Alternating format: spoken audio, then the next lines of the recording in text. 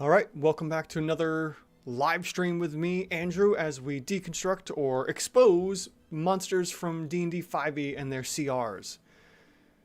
Man, did I ever really push that in the wrong directions. Hey, Population Growth, thanks for joining me tonight. How you doing?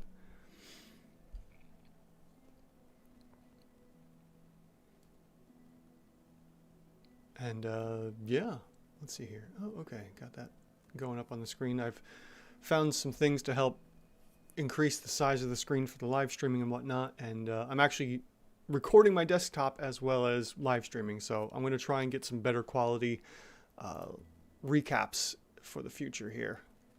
It's just a whole bunch of steps I got to remember to do. Let's see here. Oh, Clawpaw, you're here. Good. I'm here. I don't believe in sleep. Understandable. Unless a wizard casts the spell on you, and then hopefully you don't have the least amount of hit points remaining.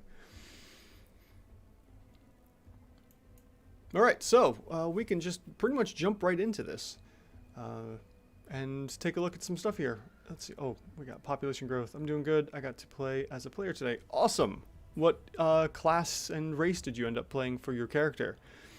I'm currently playing as a player in my friend's campaign on my Tuesday nights. I joined up with them again, and I am playing with, if you haven't seen my community posts, I am playing Aelna Dorstina, the half-moon elf Circle of Stars druid, and they are a blast to play. It's all themed out in stars and astrology-based stuff, so having a lot of fun.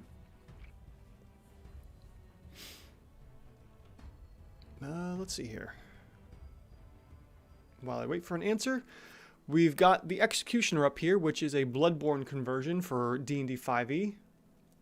Oh, Azamar, however you want to pronounce that. I say Azamar.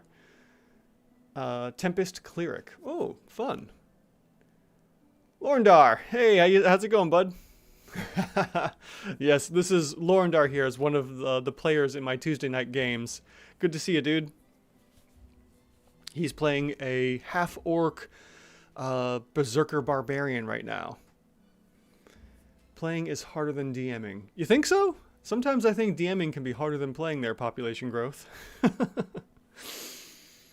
I don't know. Yeah, I guess when the DM throws out some really sticky situations there, I could see why being a player could be harder and trying to figure out, you know, secrets and what's going on at certain locations. So, yeah, I can understand that, why a player would be harder than DMing, because the DM knows what's going on. But then, you know, there's also the flip on that too. So, all right, with some small talk out of the way, let's take a look at the execution here, which is been supplied by Clawpaw, and this is a, like I said before, a Bloodborne conversion for 5e. Yeah. I unfortunately still have not played Bloodborne, but I'm sure this is going to be a pretty good monster to take a look at. Clawpaw is saying, I think that depends on the players and DMs. For sure. Either side could be extremely hard. Thankfully, both groups I play in as a player and DM have been fantastic, so I don't have anything to worry about. Alright, the Executioner here. We have ourselves a large giant. Oh, let's see here. What else? Supposed to be a CR6, because I tend to forget this stuff. I want to get that out of the way first. And we have a 17 armor class from Splint Armor, and 11 D10 hit dice with 20 strength, 11 dex, 18 constitution, 8 intelligence, 14 wisdom, and 7 charisma. After that, we have nothing else going on for the base information, and we actually have nothing really to worry about in the skills area either. All the Executioner has is a couple skills in athletics and medicine for some reason. And we can move right down into the actions and reactions. Let's see here. Population growth. My players are great, so that might be a part of it. Yep, understandable. And Clawpaw. Yeah, me neither. Don't know anything about it, but the monster just fits so good. Yes, I'm probably referring back to not playing Bloodborne. I still want to play it. I just haven't gotten around to it, unfortunately. Alright, so let's take a look at our actions for the Executioner here. We have a multi-attack of 2 Great Axe attacks, plus 3 attacks going on. And before I forget anything else, let's take a look at that bonus to hit of +8. And then we can say, let's see here, we've got a Great Axe of 2d6. Nope, yeah, no, 2d12, excuse me. So that's 2d12 plus the strength bonus of +5 for a total of 18. And then it also has a Constitution save for being stunned at the... Oh, that's the headbutt. Oh, I keep looking down too far. All right, so the Great Axe is finished. We have 2d12 +5 for the Great Axe. Now we have the headbutt. And the headbutt is also +8 to hit with 2d4 +5. And that will give us 10 damage there, which is accurate. And then we have the headbutt that could stun until the Executioner's next turn. And then finally, we also have Execute. And let's read this one through. One incapacitated, grappled, or willing creature. Willing. Who would be willing? How? Wow. Okay. Let's just finish reading this through. Will be hit for 2d12. So same as the attack above. Plus an additional 10d6 slashing damage. Yikes. Okay, for an extra 35. So we didn't really need to put in that third attack there because it's just the Great Axe attack again. A creature that is reduced to 0 hit points by this damage must succeed on a Constitution saving throw or is decapitated. How... I want to ask the question of how do you resist an execution? But I'm just going to move on. Especially after that whole willing thing here. Anyways, so let's put this all together. So we have our Great Axe attack for number 1, which is up at the top there for attack number 1 for 18 points of damage output. And then we have the headbutt, which will be 10 points of damage there. And then the attack number 3 being the execute was simply 18 again plus the 35 for a total of 53 points of damage. So it's understandable why we would want to try and get an execute in, but you would first need to either have a target incapacitated, grappled, or willing to be executed. Still driving a point on that willing here. And the grappled section here is going to be the tricky part because the executioner will need to waste an action grappling someone. So that's going to be key here. Yeah, exactly, Clawpaw. Great question. So let's take a look at the multi-attack here. And that is simply our Great Axe times 2 for a total of 36 points of damage. And on top of that, now that we're done with our actions here, we also have the reactions. And that's an easy one. That's parry. And parry is down here in the P section and will give us a +1 effective AC bonus because they can use their proficiency bonus to add to its armor class for 1 melee attack. And we have standard rules here. If this causes the attack to miss, the executioner makes a headbutt against the attacking creature. Now that's fascinating. We have some extra rider information here for the parry. And we are expecting that to happen. So we would want to remember the headbutt here because the headbutt will also be added into each round of combat because we may as well use the parry every round of combat. Let's not waste it hoping that we can get an attack of opportunity and instead use the parry to keep the executioner alive longer. Clawpaw. So decapitations were mostly performed with wooden or very bad axes or weapons, meaning you need multiple hits to get the head off. People who were sentenced to death actually paid for being killed with sharp weapons. Wow. Yeah, I want to say that I've probably heard of something along those lines, but I'm too used to thinking of like the guillotine or in the movies, axes going through cleanly. So, all right, yeah, that makes sense then about the whole DC Constitution saving throw then. And if you could see me, I was rubbing the back of my neck. All right, so we have our reaction set and we also have a rider I almost overlooked.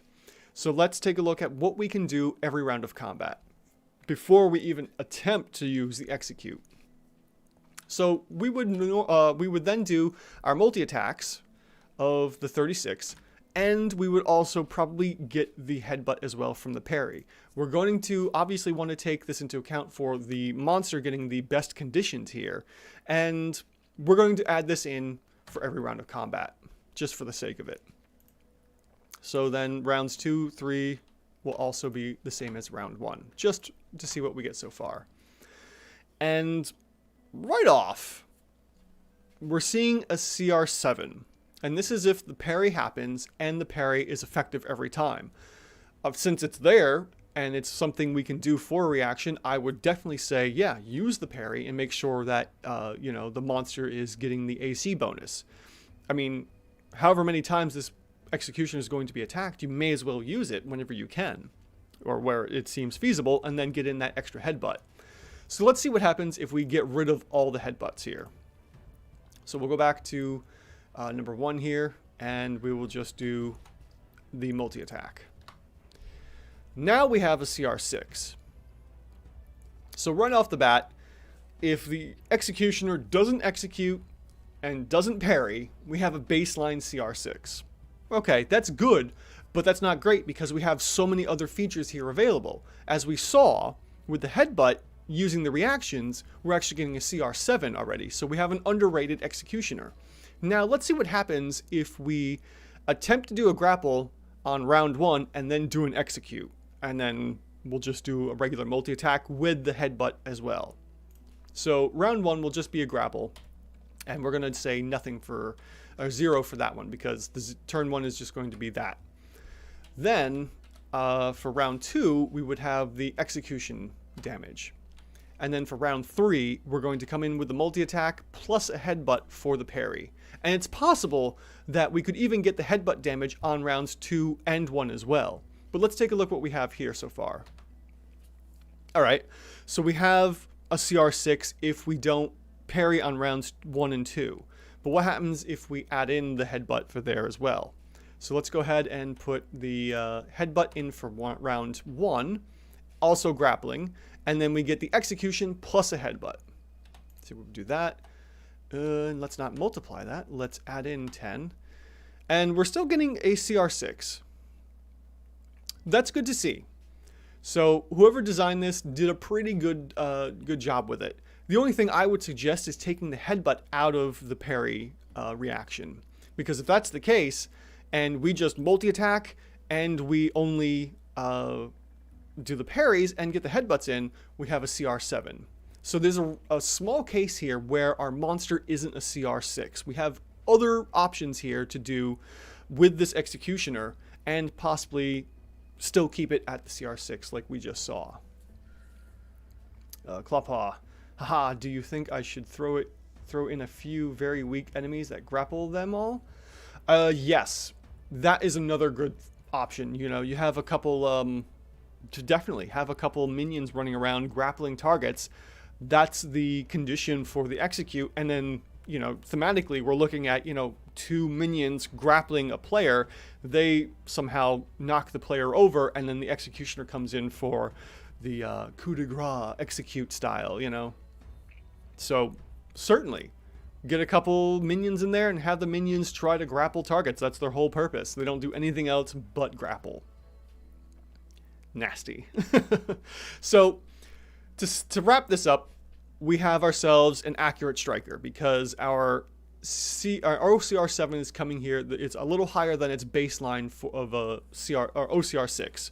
So because of its higher attack bonus, this is a little bit more accurate than it's supposed to be with the 6 attack bonus that's expected for this damage here.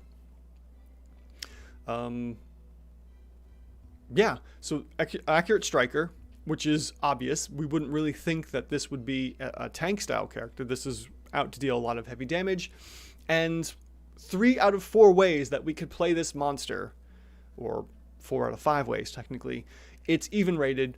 We only found 1 way that it could be over or underrated at CR7. So I'm gonna say that, you know, if you play this as it's intended thematically, this is probably a CR6 monster. Now, if the Constitution fails and the player had a whole load of hit points too, and the execute is successful and the person is decapitated, Then we probably have a extremely underrated monster because they've just gone ahead and killed a player outright who may have still had 50 or 60 more hit points to go. So, buyer beware on this one. All right, let me add that into my notes and we can move on. Yeah, exactly. It's called the Executioner. Let's see. I'll add that in.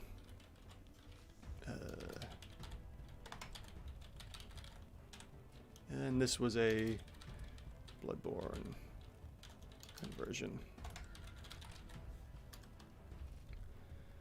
Now that I've taken my notes here, if you're wondering why this upcoming week's is blank, it's because those are all going to be from Fizban's Treasury of Dragons for next week. So next week is a theme of all dragons from Fizban's.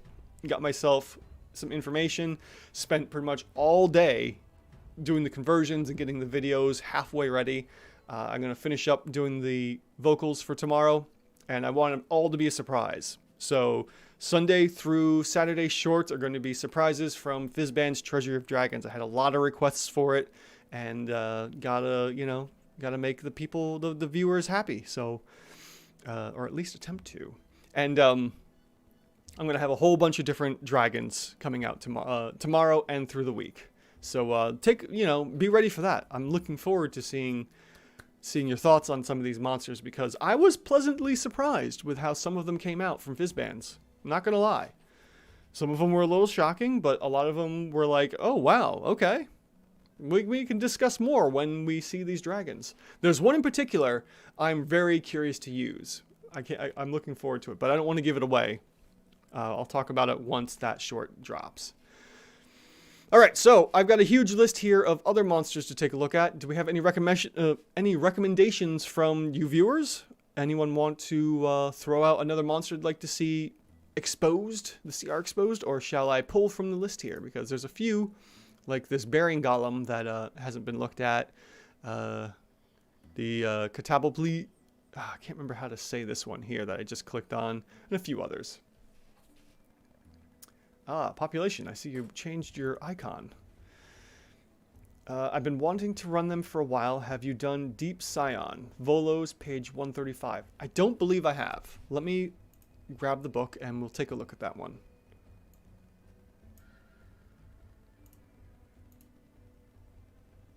Let me see what page that's on.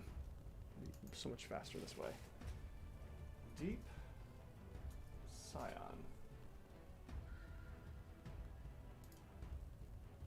$135. Okay. All right. So if it's 135, it'll be 136 here. Oh yeah. All right. No, I have not looked at the Deep Scion. So let me put that on the list here. It's supposed to be a 3. Bolas Guide to Monsters, page 135. Okay. Oh. All right. Let's reset the tool. And zoom in a bit on the monster stat block here.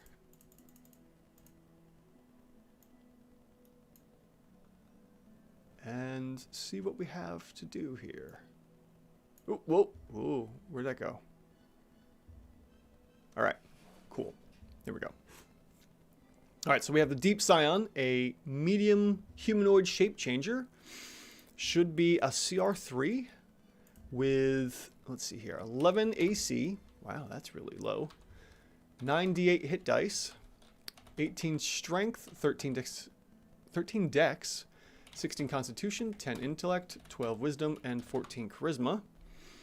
And then what do we have in the skills area? We have 2 saves, which don't matter. That's not going to impact the CR at all, plus some skills and some other information. So we can skip over the skills area, move down into the monster traits, and we have Shape Changer and Amphibious. So we have the Deep Scion can use its actions with Shape Changer to polymorph into a humanoid Piscean hybrid form or back into its true form. And yada yada yada. Nothing else going on here. Shape Changer doesn't have any impact because, it doesn't really do anything besides changing its form. On top of that, we also have Amphibious, hybrid form only. The Deep Scion can breathe air and water. Cool. doesn't impact the CR. So more quick stuff here for our monster. We can skip over the monster traits and go right into the action section. And for our actions, we have, let's see here, what do we got to hit? +6 to hit, so we'll throw that in there. And then we have a multi-attack. In humanoid form, the Deep Scion makes 2 melee attacks. In hybrid form, the Deep Scion makes 3 attacks, 1 with its bite and 2 with its claws. Alright, so let's see what will do more damage with the Battle Axe first. The Battle Axe is 1d8 plus 4 from its strength for a total of 8.5 damage, or 9 points of damage if used with 2 hands. So we will go ahead and switch that to 9 damage because they're not using any kind of armor or shield to stop us from using 2 hands. So if we were to use the Battle Axe twice, then we would definitely want to get more damage out of it. After that, we have the Bite from the hybrid form, which is 1d4 plus 4. So we'll just go ahead and throw that in there. Also coming from the strength for a total of 6.5, which is correct. After that, we have Claws, which is, let's see here, 1d6 plus 4. So we'll just go ahead and do that. So we have a 6.5 and a 7. And then lastly, we have Psychic Screech. Hybrid form only recharges after a short or long rest. We get 1 shot out of this one here. The Deep Scion emits a terrible scream, audible within 300 feet. Creatures within 30 feet must succeed on a whiz save or be stunned until the end of the Deep Scion's next turn. In water, the Psychic Screech also telepathically transmits the Deep Scion's memories for the last 24 hours to its master, regardless of distance, so long as it is master is in the same body of water. All right, so a stun is the lowest level stun we have in the game for a spell. Let me see here. I think came from a couple smites or something. We also have Power Word Stun, which was an 8th level spell, but that's really hard, or really high. Monks get Stunning Strike. I'm still trying to figure out a good, effective DPR to give for stunning creatures, because that really, I mean, that knocks players out. The stun condition, what? Incapacitates? Okay, incapacitates. So in essence, we could apply sleep then. Joshua, hi. Hi, Joshua. Yes, this is a pretty wild creature. Not too many that use psionics and such. Definitely looks kind of like the monster from season 1 of Stranger Things a little bit. Maybe some inspiration there. I don't know. But yeah, definitely a fun monster to use. I didn't realize it was a shape changer too. So since stun incapacitates, let's look at the sleep spell. And sleep spell is a 1st level spell, which effectively is worth 10 DPR. And since we're doing it to a bunch of creatures within 300 feet, or 30 feet, we would say 2. So in essence, I would give maybe this one 20 effective DPR for attack number 4. So I'll go ahead and put that in there and use that for that attack. And then attacks 1 will be this, the 9.5, attack 2 will be that one, and attack 3 will be that one. So now we have 2 different multi-attacks. So let's see what we have for multi-attacks here. And Lorendar says, they work really well as minions for an aboleth. Oh, for sure, yeah.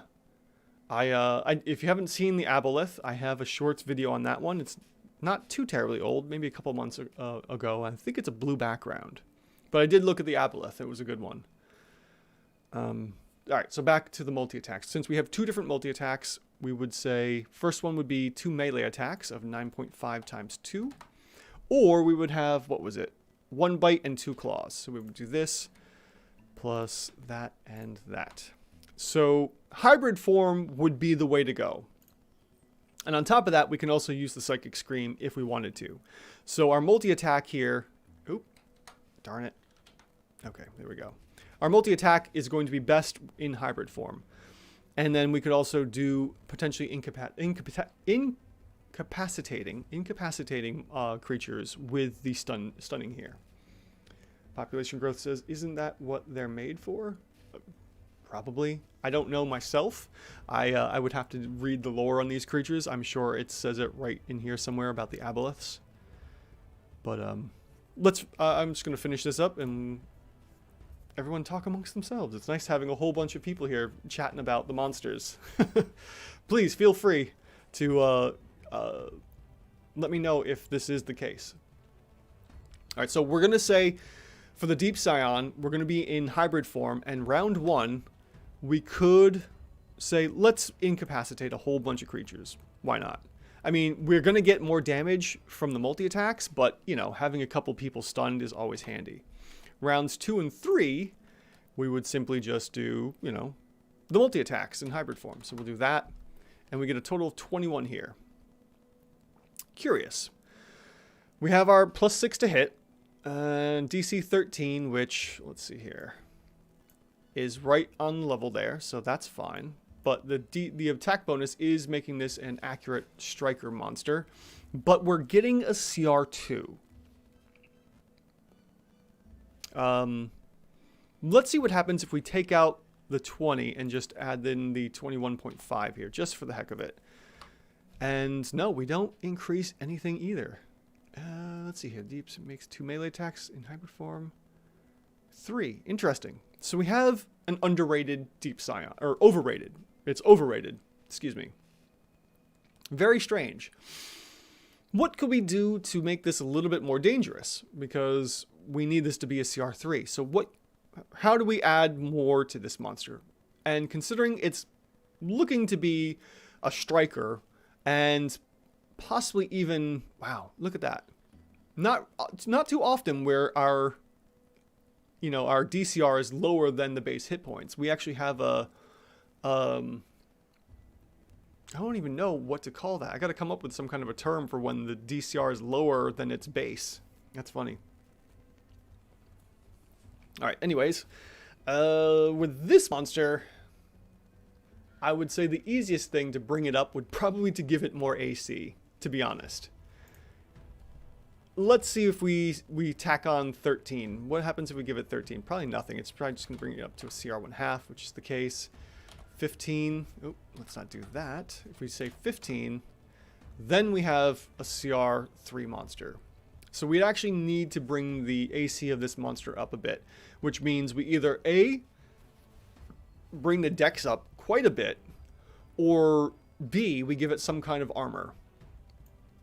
And considering it looks like it's wearing leather armor already, I would say to fix this monster, give it a little bit of armor. You know, just give it armor.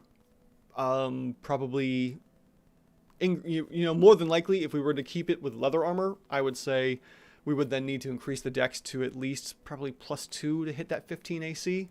I'm not entirely sure at the moment. I'd have to double check some stuff, and I don't want to waste time looking this over. So that's how we can fix the Deep Scion this way. If we wanted to make it last a little longer, bring the AC up. So what if we want to make it deadlier? Well, let's see what happens if we give it 4 attacks. Let's see here. We'll say... oh, shoot. What was I doing? Lost my train of thought here. This times 3. Okay, that gives us that base number here. So what we want to do for the multi-attack... we have 1 bite and 2 claws. Maybe it's really voracious, and let's say we go with 3 claw attacks. Because why not? Let's see here.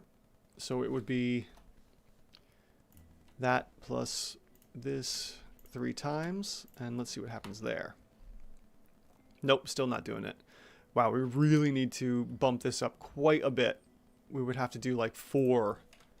Oh, that's crazy. All right, let me...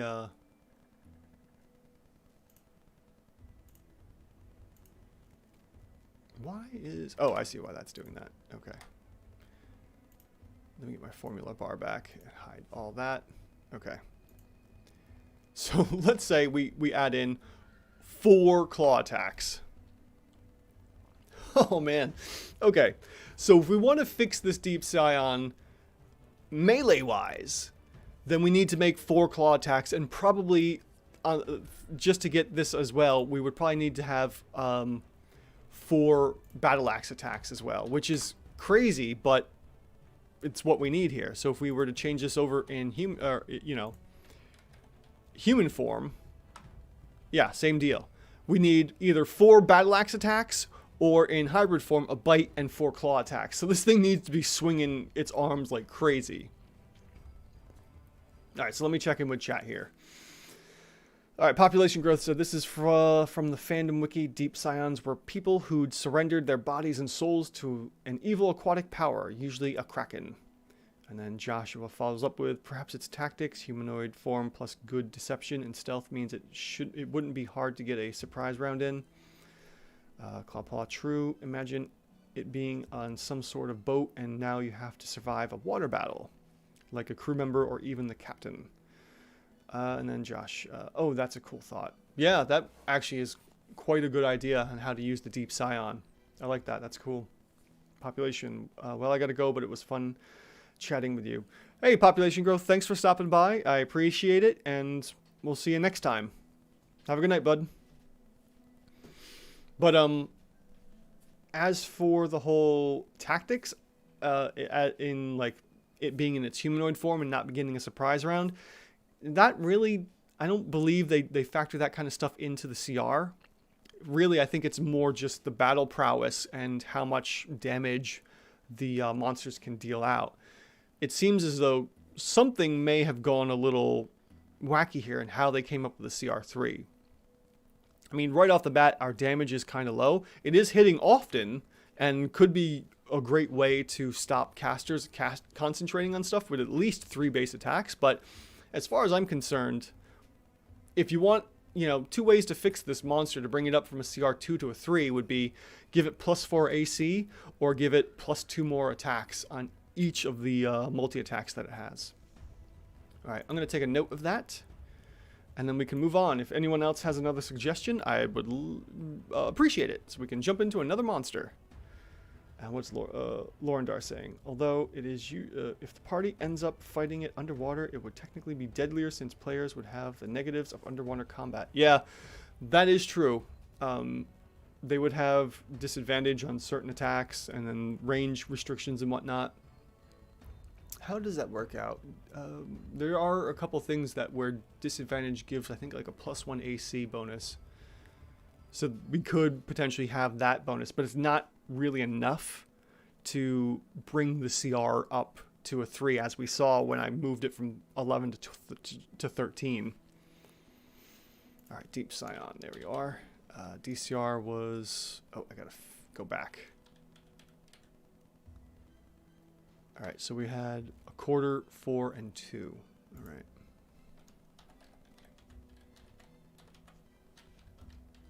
Overrated. Quick fixes. Either +4 AC or +2 on both multi-attacks.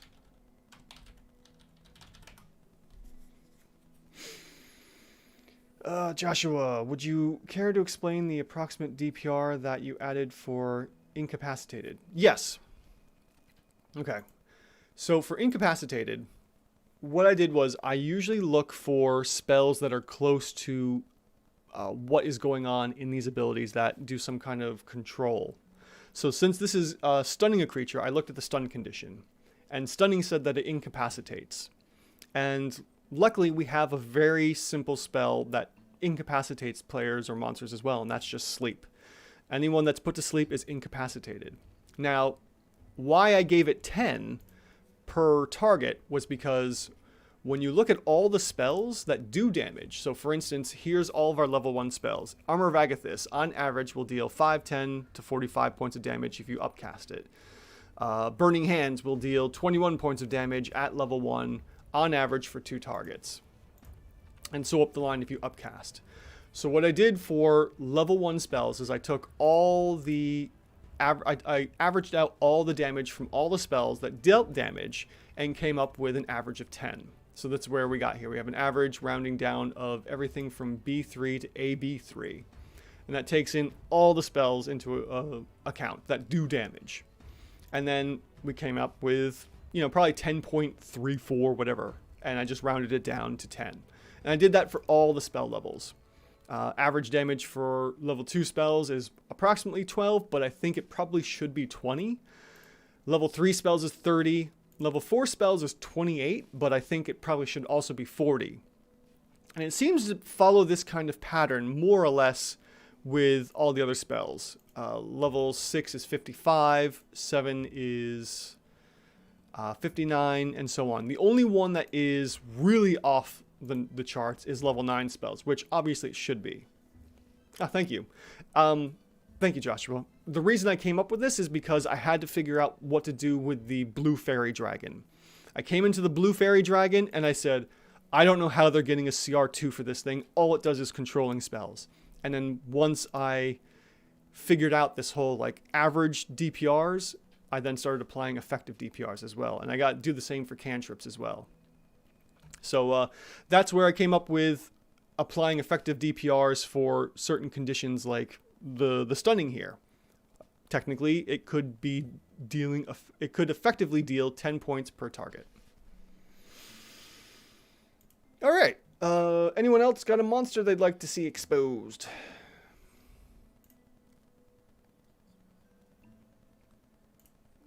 Let me go back to here. And that's all set.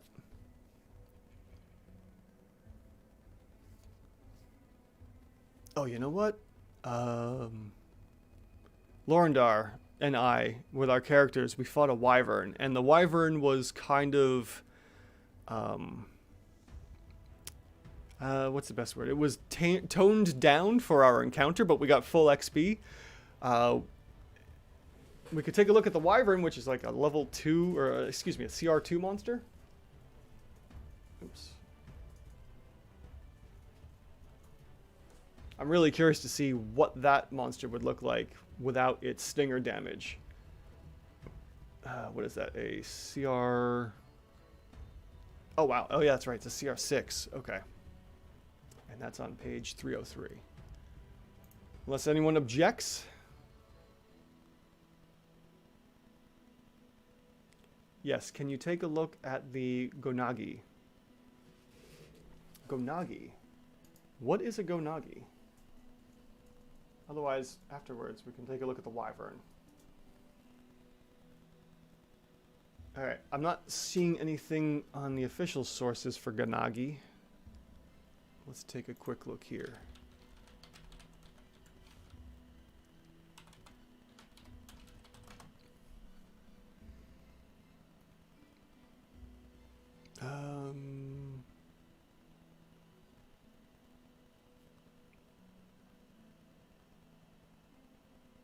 Oh, you gotta be kidding me.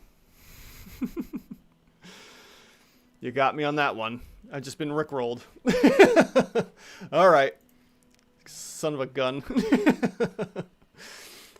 Wyvern it is.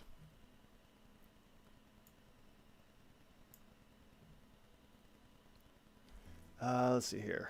Joshua. In my homebrew campaign, I have a Wyvern in a cage that some dragon cultist captured. Interested to see what my players do with that.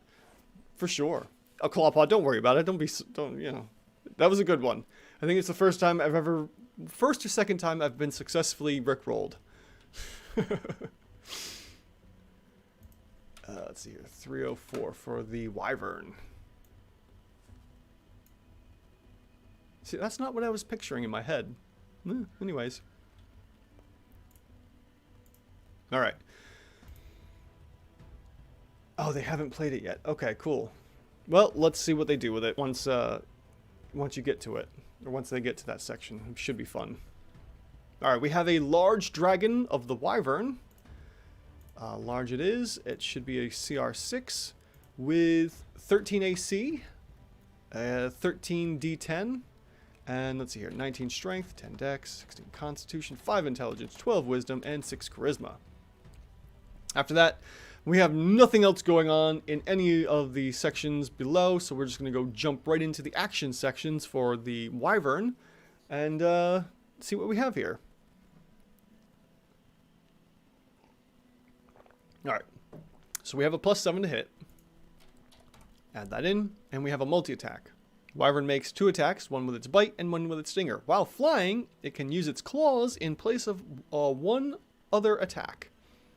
Interesting. I mean, I see that it does do a bit more damage, but that stinger is what's going to be doing the brunt of it. So we have, what do we got here? 2d6 for the bite, plus strength modifier for 11. And then the claws will deal 2d8 plus strength for 13, which is perfectly fine. And then the, let's see here. So the stinger will be dealing 11 piercing damage, which we can just use the bite as well for that. And then the poison damage of 7d6 for 24.5 damage. All right, so what we got here? Bite is going to be 11. The claws will be 13. And then the stinger will be 11 plus 24.5 for a total of 35.5. And that's what we have here. So then our multi-attack will be 11 plus 35. Or we could do 13 plus 35.5, because you got to use the stinger. It's dealing a load of damage at DC 15. Even half that is crazy powerful. So if the Wyvern is on the ground and biting and stinging, let's take a look at that first. We would be doing this times 3. And we're looking at a DC or CR5. Obviously, striker for sure, because of how much damage it's doing. But let's see what happens if we use the claws and the stinger instead. Still a CR5. Wow. That's impressive. I was not expecting that at all. I mean, it's only 2 points different, but still. Huh. What if, let's see what happens with a DC 15 for the stinger, since we should be hitting with that all the time. No, it's still a CR5. Huh. No kidding. All right, now that we have this set up, I want to see what happens without the poison damage, because my buddy wasn't using the stinger's poison damage. I think it was just the stinger damage plus the claws and the bite. Let me see what goes on with this here. So we'll do a new multi-attack of, we'll say 11 times 2 for that one, and this one will just be this and this here. So we'll say that times 3. And it was only a CR4, possibly. Or, let's see here. Total 24 points of damage, 22 for the other one. So yeah, it still ranks it up to a CR4. And if we put that back to a 7 to hit. Huh. So it wasn't really all that bad. And actually, Lorindar, myself, and the other ones in the group fighting this Wyvern actually got bonus XP because this monster isn't meeting the expectations of a CR6. So let's go back a couple steps here and try to get it back to a CR6. Let's see here. Okay. Oh, right. Okay, yeah, so just the bite and the claws. Oh, so it was even less than that. So the Lorindar, he was only using 1 attack per round? Wow. If that's the case, that's even lower. Let me do that real quick. Let's see here. This, so just for the heck of it, because it's pretty much the same. So it was even lower. It was a CR3 possibly. Wow, okay. Hey, Polly, thanks for joining. What's using XP leveling like? I've always played with milestones, and it seems so weird. 2, 1 claw and 1 bite. Okay, so that's basically what we had there. So we were facing off against a CR4 Wyvern, not a CR5 or 6. Polly, I actually really enjoy XP leveling. I've played in a campaign where we played milestone, and it just didn't have the same impact as XP leveling. XP leveling, you have something to kind of aim for, and everything's kind of open game. So, you know, I've heard some other DMs complain that, you know, with a milestone system, side quests don't matter. You're just focused on getting the milestones done to level up. With XP, everything's possible. You know, you could get XP for role-playing. You could be XP for puzzles and killing monsters. I really prefer XP leveling. I think it's more fun that way, and I'm so used to it from playing video games all my life. You know, any role-playing game all the way back into like the Super Nintendo days when I would really play. Dated. And the Sega Genesis.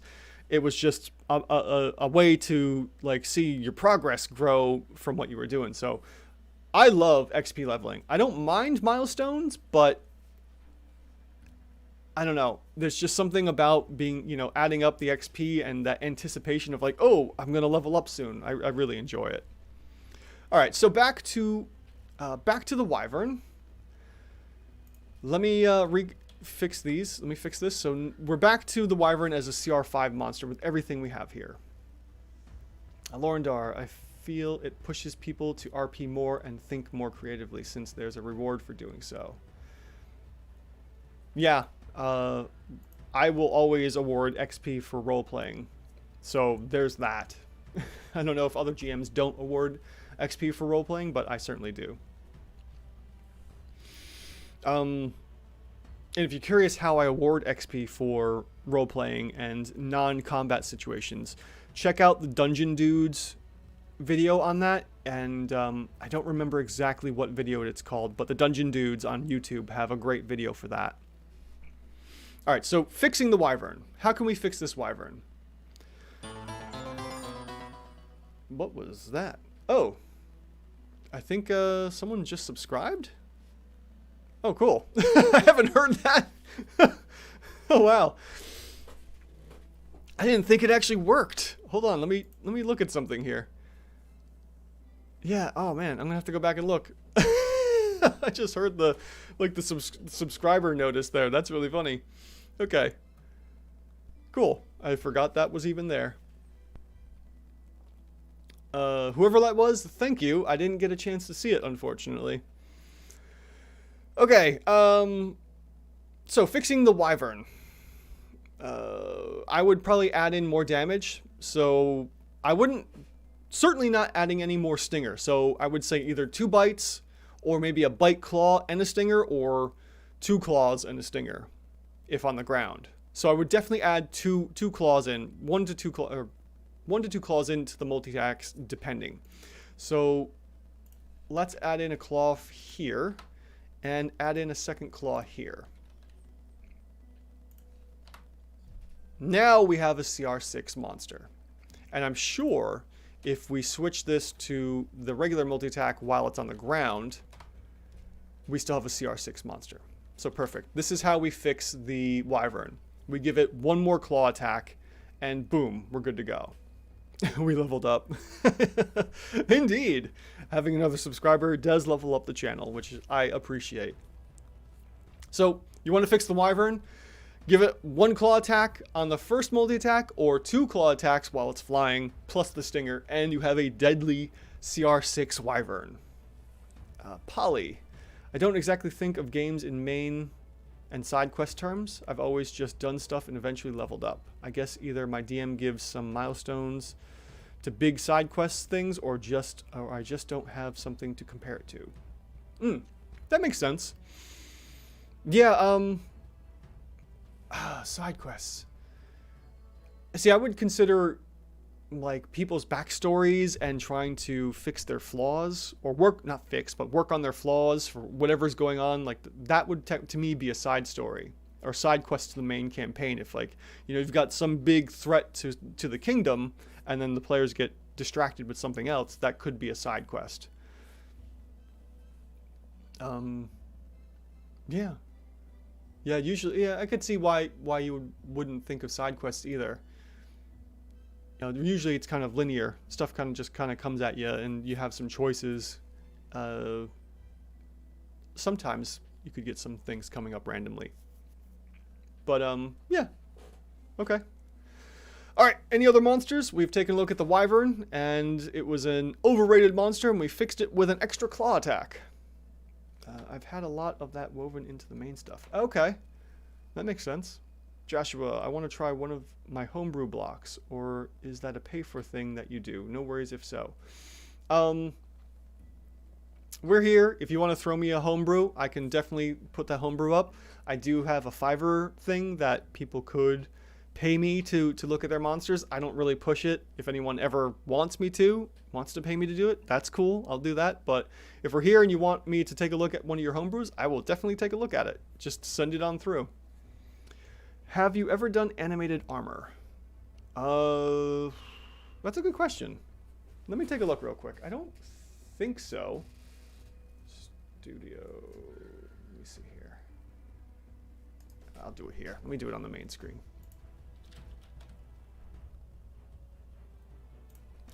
Animated. Let's see here. Nope. The only animated I've worked on is the broomstick, and that's my first video ever. That's the very first one I did, and it's when I look back at my old videos, oh, it is kind of cringy. Just how inexperienced I was. Yikes. All right, so I can throw the animated armor on. My Fivers are let's see here. Where is the fastest way? Because I have it in the description of the videos. So if you check the description for the live stream, it might be there. Otherwise, I could grab the link too. But if you want me to look at it now, I will totally look at it. I am not against doing that. Let's see here. Let me grab that information. Meanwhile, I also need to pull up animated armor.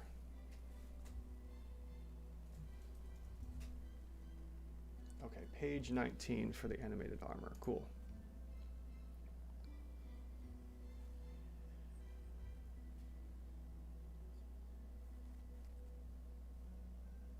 Okay. Clawpaw is checking out the video. And Joshua, I tried posting a D&D Beyond link to my homebrew block, but I don't think it went through. It's just bring up the old videos. Yeah. Okay. Okay. Let's see here. Studio. Oh, come on. Studio. There we go. While I'm pulling up some information here, you guys can watch this old video of mine.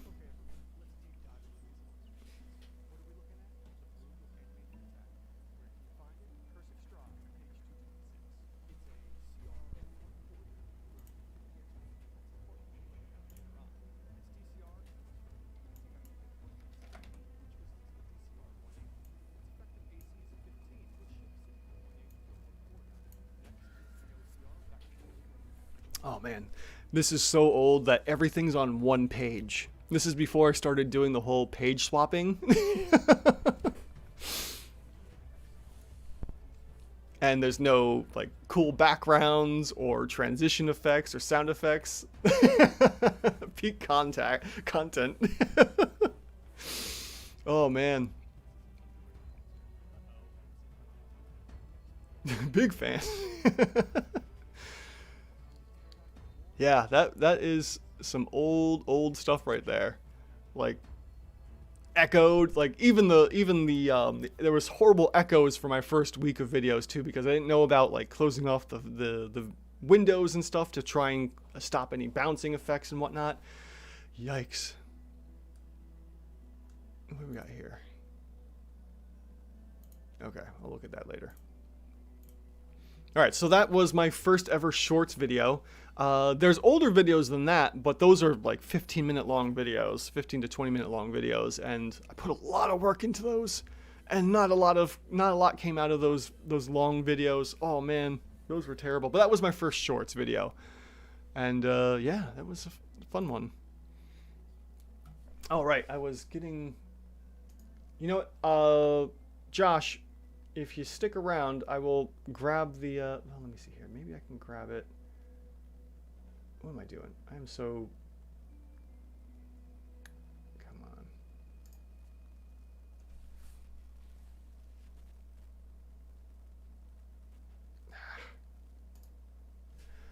All right, let me look at this animated armor. I'm wasting time trying to pull up the links, but it should be in the description of the live stream. Hopefully it's there. If not, don't worry about it. And just you can send it to me through my Google form too. It's cool. I don't mind looking at it. I mean, it's not a big push. I don't push it all that hard. Anyways, in the animated armor, let's take a look at this quick and potentially finish off the night here, unless anyone has another quick one. But anyways, medium construct should be a CR1. And what do we got here? We've got 6d8 hit dice with, oh, that was wrong, 18 AC with 68 hit dice and 14 strength, 11 dex, 13 con, 1 intelligence, 3 wisdom, and 1 charisma. After that, we've got some damage immunities, only 2 of poison and psychic, so we're going to ignore that, and we skip over everything else. They don't make any kind of effects on the monster. So moving into the monster traits section, we've got anti-magic susceptibility, and that will basically, to save time, have no effect on the monster. So we can skip over that and go to false appearance, which also has no effect on the monster CR as well. So both of these monster traits are great for flavor, and you know, if you have someone using the anti-magic zone, the animated armor will just fall apart. After that, actually, Josh, thank you. That would I'd appreciate it. That'd be super cool. So take a look at that, and we can work some stuff out from there. However you want to, whatever you would like to do. Thank you. I appreciate it. Let's see here. So now we have our actions for the animated armor, and it has a +4 to hit, which for that is a little high.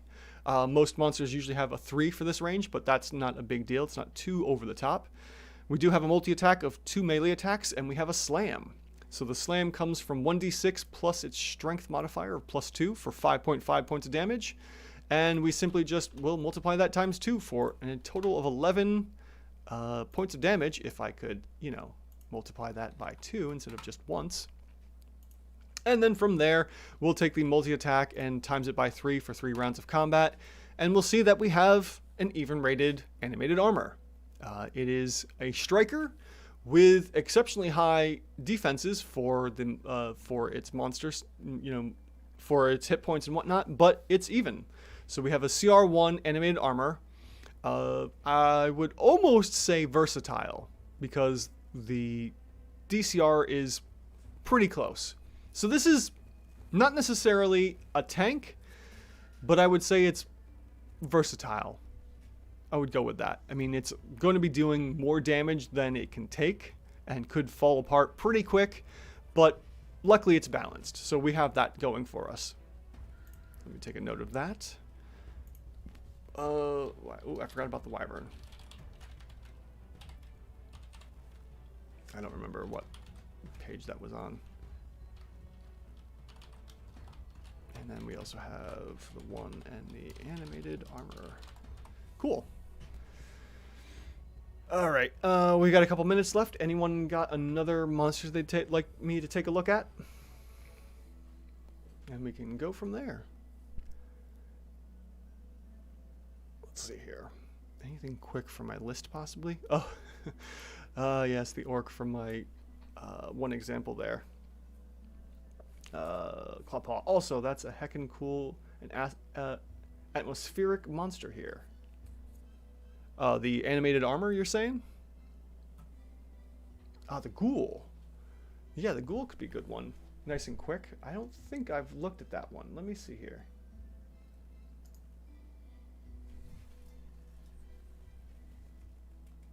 Nope, the only Ghoul I've looked at is the Tar Ghoul from Creature Codex. So yeah, let's get the Ghoul, and we'll throw that together.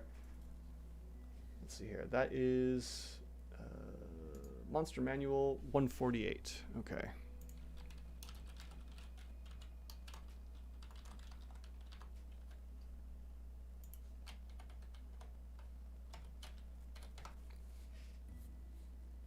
Yeah, the Regan again, just gonna take a few minutes. Oh yeah, animated armor is so shiny. My paladin thirsts for that full plate. Oh, for sure. All right, so we have a Ghoul here. Let's take a look at that, and we will end the live stream with the Ghoul. Okay, and this is supposed to be a CR1 as well. Okay, resetting the tool, we have ourselves a Ghoul. Medium Undead. Should be a CR1 with, let's see here, 12 AC and 5d8 hit dice, along with 13 Strength, 15 Dex, 10 Constitution, 7 Intellect, 10 Wisdom, and 6 Charisma. After that, we've got 1 damage immunity for poison, so we'll skip that since that doesn't matter and doesn't take into account anything. And then we just jump right down into the actions for the Ghoul. We have a bite and we have claws. So let's see here. First off, we have a +2 to hit for the bite, and then we have a +4 to hit for the claws. Curious. The bite is coming from its strength. Okay. And why is that only +2? That's a typo for sure. That should either be 3 or 4.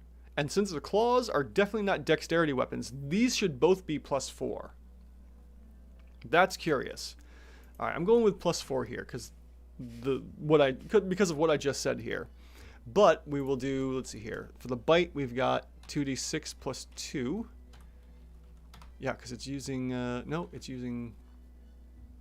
Oh, it is using dexterity. Okay, so it's using the dex to attack with. Yeah, that bite is incorrect because nothing gives us. We don't have a 0 for our strength. Weird. Okay. Unless it was supposed to be strength, then something got messed up here. One of those is wrong, but we'll just go with we'll go with dexterity on that. And then the claws. Let's see here. What do we have for claws? We've got 2d4 + 2, so 2d4. And then we're using dexterity again for 9 or 7. Okay. And then we got the claws. We also have a rider here of a con save or be paralyzed for 1 minute. All right. Let's see about the paralyzed thing here. Condition paralyzed. What does that do? Incapacitates again. Okay, so we could still, once again, we could use the sleep condition for this. And since it's only hitting 1, we could say that the claws also deal an extra 10 points of effective damage. So we'll go with the bite here will be 9, and this one will be 7 plus, we'll say 10 effective damage for paralyzing someone. And then simply we'll take the 17 and multiply it by 3. And sure enough, we have ourselves a CR1 Ghoul. If we didn't add in the effective DPR into the second attack for the claws and the paralyzing, we wouldn't have it. For sure. So if we take off the 10 just to see what we would have otherwise, we would have a CR1 quarter monster. Thankfully, thank the gods of D&D that I, with everyone's help, I was able to find this effective DPR, because otherwise, this would not be adding up properly. All right, let's see here. Joshua said, hold on, Polly. Oh yeah, animated armor is so shiny. Oh yeah, read that. And then weird on the whole problem with the attacks. Joshua just dropped you a 5er, my guy. It's a homebrew Zeklin block, half Shadow Dragon Drow. Cool. Looking forward to checking that out. Clawpaw. That's a power move here, ladies and gentlemen, folks. That's a real one. I'm guessing that's in reference to Joshua's thing. And Polly, maybe it's like a non-proficient dex bite. That seems really weird, but it makes it work. Yes, that's true. I haven't seen too many things not use proficiency, and it would make sense why it's +2 then, because it only is coming from the dex, and then the bite would be unproficient. But everything technically has proficiency. I mean, even a CR0 gets +2, gets a 2 proficiency, which is really bizarre. And I've used that to fix certain monsters sometimes, like not the bandits, the thugs. In one version of my fix for the thugs, I said, don't use proficiency, just take away proficiency, and then it fixes the problem. So that could be why, inspiration to you, Polly. +1 inspiration for finding that one. Thank you. Ryan. Hello, Ryan. Thanks for joining us. Hey, this is my first time in the stream, but I watch all the shorts. Thank you for joining the stream, and thank you for watching all the shorts. I hope you enjoy them. I mean, if you've watched all of them, then I'm certainly sure that means you enjoy the shorts. And pay attention this week. I'm not dropping any hints as to what's coming out besides the fact that it's all from Fizban's Treasury of Dragons for this week. So I've had a lot of calls for that, and I hope you all enjoy the ones coming out. I picked a variety of dragons. There are others in there that aren't dragons, but I picked a variety of 7 different dragons, and should be fun. All right, so our Ghoul is evenly rated as a CR1, provided the Paralyze hits, and it acts as a 10 effective DPR for the paralyzation from the claws. I mean, more than likely with a DC 10, you're not going to see the paralyze happen, but you know, it's worth a shot. Why not? So let me take a note of that as well, and we will end the night here. Let's see here, Ghoul, where are you hiding? There we are. Evaluated, and what did we get? It was 1/8, 2, and a 1. 1/8, 2, and a 1. Even rated. Cool. I don't think I wrote in... I didn't do the Wyvern, unfortunately. And I don't remember the numbers for that. I just remember it was a 5 and overrated. Quick fix was 1 plus 1 claw to either multi-attack. Let's see here. Ryan also said my money is on Great Worm. Maybe. There might be a Great Worm or 2 or some in there. Polly, would the CR change if the bites used proficiency?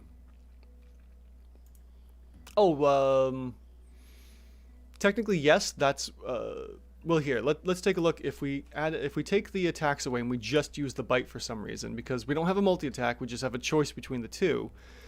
If we're using the bites only, and we do 3 of those, let's see, and we switch the proficiency down, the attack bonus to 2.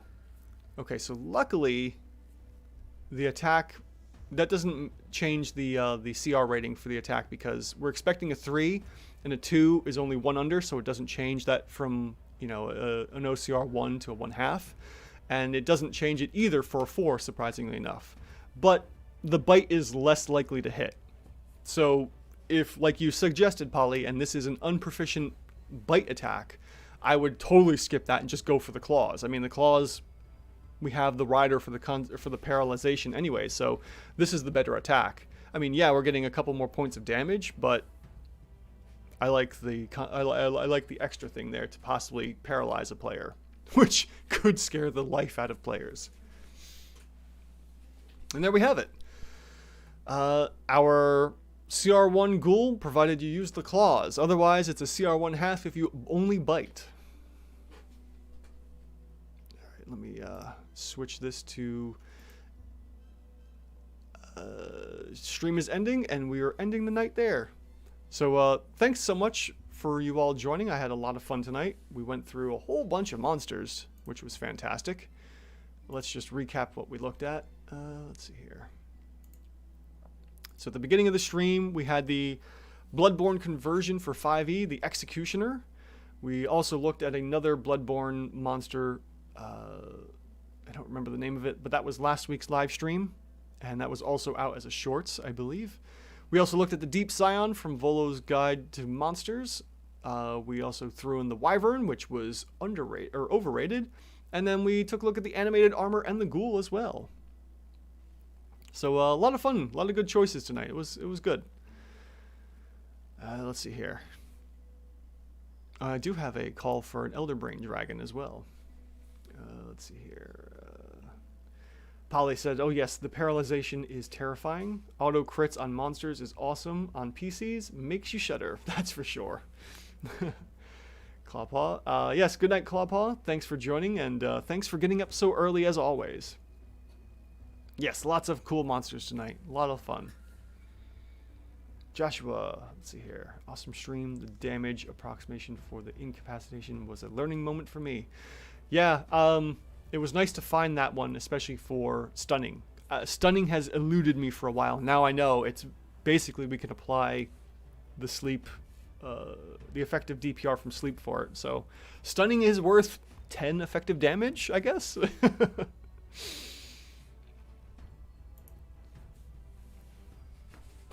All right, everyone. If you've made it this far into the live stream, you guys are awesome. And anyone that watches the live stream as a VOD later on, you're awesome as well. And thank you so much for joining me. This is Andrew asking the question, are your encounters even rated? Have a good night, everyone. When he DMs, he doesn't need Paralyze. He crits me all the bloody time. Yes, unfortunately, Lorendar, all of his characters have a horrible tendency of being crit by accident. It's not like I do it intentionally. Clawpaw, getting up, being awake for 20 plus hours, and will be up for another 20. Ooh, yikes. All right, Clawpaw, good luck with that. Let me know how it works out. Josh, have a good night. Thank you. Clawpaw, good night. Lorendar, Polly, who else? Ryan, thank you all for joining. Have a good night, everyone.